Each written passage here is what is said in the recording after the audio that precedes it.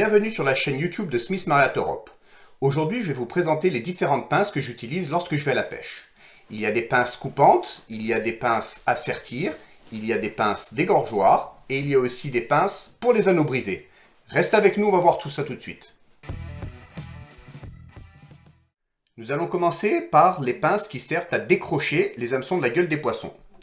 Il existe chez BFT un modèle dit type pistolet qui sert à aller chercher l'hameçon lorsqu'il est au fond de la gueule du poisson. L'angle donné par la poignée permet une certaine aisance pour aller décrocher le poisson, notamment, je trouve, lorsque c'est sur le pourtour de la gueule. Il existe un autre modèle chez BFT qui est un modèle droit. Ce modèle-là mes préférences lorsque je dois aller un peu plus en profondeur dans la gueule du poisson. L'accessibilité est plus facile plutôt que le manche coudé qui m'arrête juste à l'entrée de la gueule du poisson. Donc je préfère ce modèle-ci pour aller au fond de la gueule. Maintenant, si je dois aller pêcher des salmonidés ou les perches, je vais utiliser un modèle droit, plus petit, plus facile à manier, pas besoin de s'encombrer avec une très grande pince. Le modèle chez Smith ici présent est vendu déjà d'origine avec un cordon ainsi qu'une petite boucle pour l'attacher, le sécuriser, que ça soit à sa ceinture ou alors si vous avez une veste, un gilet. Il y a sur le côté des marquages qui permettent vraiment d'avoir une excellente préhension. Ici une petite garde. Vous avez aussi un coupe-fil. L'idéal vraiment pour tous les petits poissons lorsque on ne doit pas aller chercher trop profond dans la gueule sur un gros carnassier. Nous allons ensuite voir des pinces dites coupantes, qui elles sont là pour couper l'hameçon lorsqu'il est pris de manière vraiment délicate autour de la gueule du poisson ou alors à l'intérieur de la gueule du poisson. J'ai essayé beaucoup de modèles.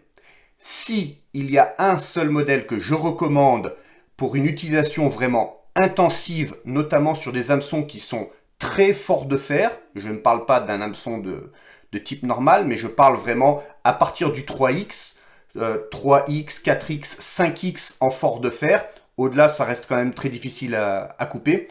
Le seul modèle existant, à ma connaissance, sur le marché, facile à trouver, c'est un modèle de la marque allemande, Knipex.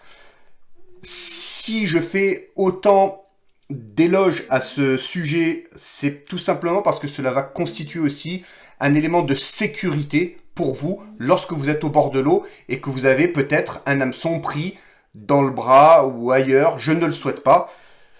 Vous refaites sortir l'hameçon et vous pourrez le couper, mais très facilement. Vous voyez que je possède deux modèles. L'un pour la partie supérieure de la gueule, lorsqu'on reste vraiment sur le contour des lèvres du poisson, et un autre modèle pour aller chercher beaucoup plus en profondeur.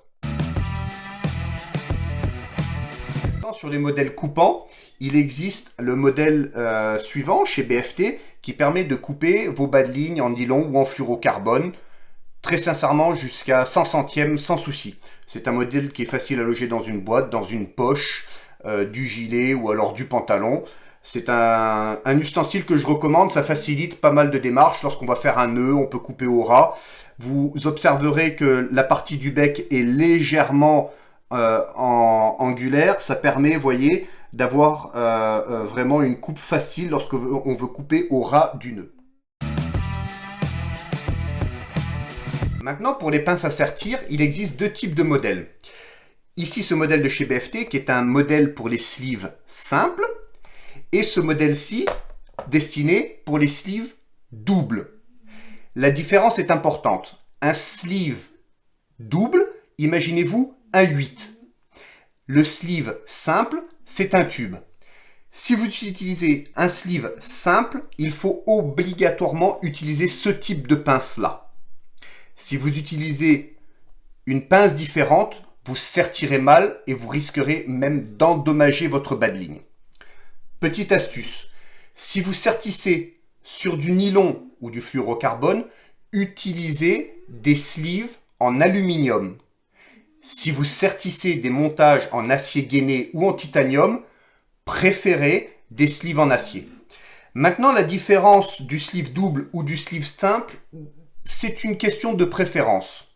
J'aime les sleeves doubles car ils permettent d'avoir, à mon avis, un montage beaucoup plus discret, beaucoup plus harmonieux qu'un sleeve simple qui, lorsqu'il est écrasé, forme comme un U.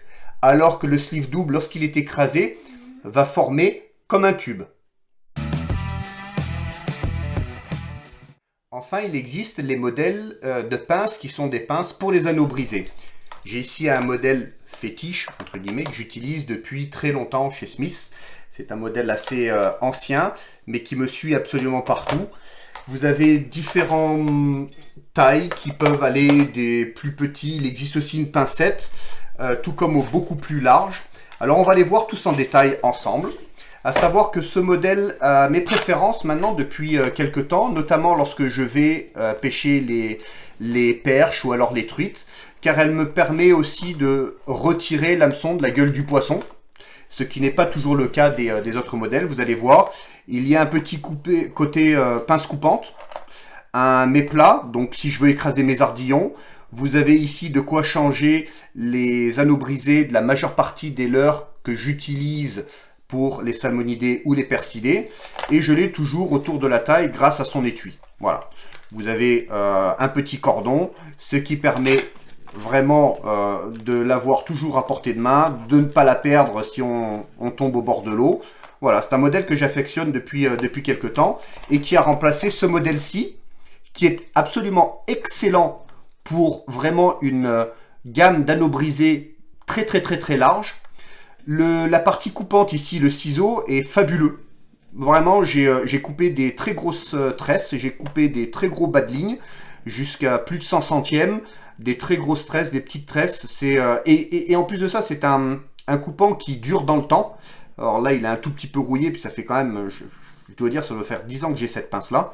Un modèle que je recommande, et je l'ai associé dernièrement donc avec cette petite lanière pour pouvoir aussi le protéger. Voilà, c'est un ustensile que vous retrouverez aussi chez Smith. Maintenant, si je veux utiliser des anneaux brisés beaucoup plus petits, je vais utiliser cette pince-là, voire un modèle encore plus délicat qui est la pincette de chez Smith pour des tout petits anneaux brisés. Celui-ci fait parfaitement l'affaire, mais je l'utilisais avant pour écraser mes ardillons, c'est pas le top. Par contre, juste pour les anneaux brisés, fabuleux, c'est un outil extraordinaire. Je l'ai aussi souvent attaché grâce à ce bouton service. Voilà, vous l'attachez soit au pantalon, soit à la veste, fabuleux. Et maintenant, pour des modèles d'anneaux brisés qui sont beaucoup plus gros, pour le brochet notamment, j'utilise ce modèle-là, qui est aussi donc une partie coupante. Là, vous avez une partie pour les sleeves simples. Vous avez un méplat pour écraser les ardillons. Je vous recommande toujours d'écraser vos ardillons. Et vous avez donc le petit bec destiné à ouvrir les anneaux brisés. L'appréhension est excellente. C'est une pince qui est démultipliée. Donc vraiment très puissante lorsque vous devez écraser les ardillons. Mais aussi lorsque je n'ai pas ma pince dégorgeoir à portée de main. J'utilise celle-ci car elle est souvent montée à la ceinture de mon pantalon. Comme vous voyez là.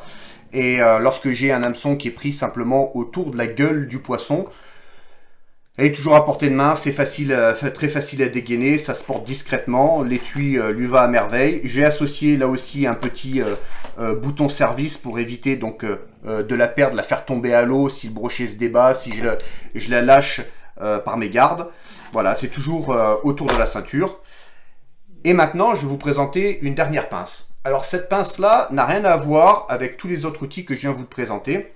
C'est une pince à posséder, je pense, surtout lorsque vous êtes en bateau, un peu moins du bord, vous me direz, pour des boulons, pour n'importe quoi. On a toujours besoin d'une pince un peu à tout faire. Munissez-vous d'un outil comme celui-là, ça vous évitera de devoir galérer avec une des pinces qui a été présentée auparavant.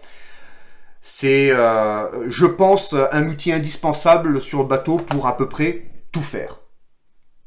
Voilà, j'espère que vous avez aimé cette vidéo. N'hésitez pas à mettre un commentaire et à cliquer sur le petit pouce si ça vous a plu. Et on se verra pour d'autres prochaines vidéos. Merci, à bientôt.